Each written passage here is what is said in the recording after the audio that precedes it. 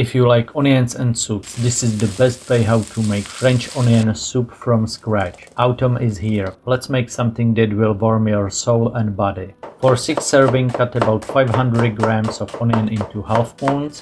If you use too much onion, the soup will be too sweet, and that's something you don't want. Put 1 to 2 tablespoons of butter in the pot, because everything tastes better with butter. To prevent the butter from browning and burning, add a small amount of cooking oil. Add the onion, and now the long run begins.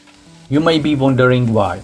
It's because you need to cook the onions slowly to allow them to caramelize and turn a beautiful brown color. It takes about 30 to 40 minutes. Exactly. You have to watch it and stir it so that the onion doesn't burn. Adding a little water now and then will help you. And slowly into the brown. That's the price you have to pay for French onion soup.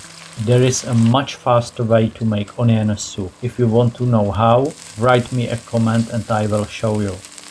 Once you are satisfied with the color of the onion, add the garlic and stir well. Now you can add alcohol, such as cognac, brandy or dry white wine, or you can choose not to. Add about half a teaspoon of dried thyme, or fresh thyme if you prefer.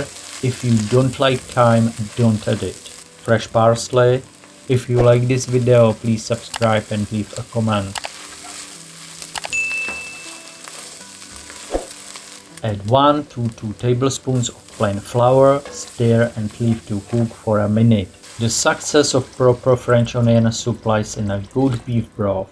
Pour in 1.5 liters of beef broth, 2 bay leaves, salt and pepper to taste. Don't overdo it, you can always add more seasoning to the soup later. Cover and cook for about 15 to 20 minutes. French baguettes are usually used for French onion soup. I use rolls and I will explain why in a moment. Cut the rolls into slices around 1 cm thick. Place them on a baking sheet with baking paper. Bake in a preheated oven at 180 Celsius for about 7 minutes, depending on how your oven bakes. Croutons are toasted so that they don't soak up too much soup, float nicely, and remain at least a little crunchy. Put the toasted croutons in a bowl, place the balls on a baking sheet, leave the paper there as soup tends to spill over, especially when you fill balls too much.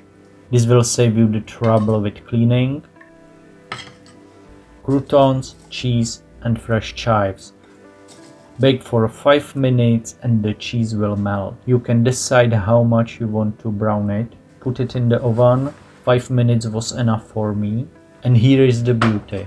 If you like soup recipes, you might be interested in how to make cabbage soup, a bit of an old video, but the soup is really very good. You can find the recipe on the card or in the description below the video. If you wanna remake, let me know in the comments. Remember how I said I use rolls for croutons? It's because they fit nicely in your mouth. Thank you for your time and for sharing with your friends. See you next time.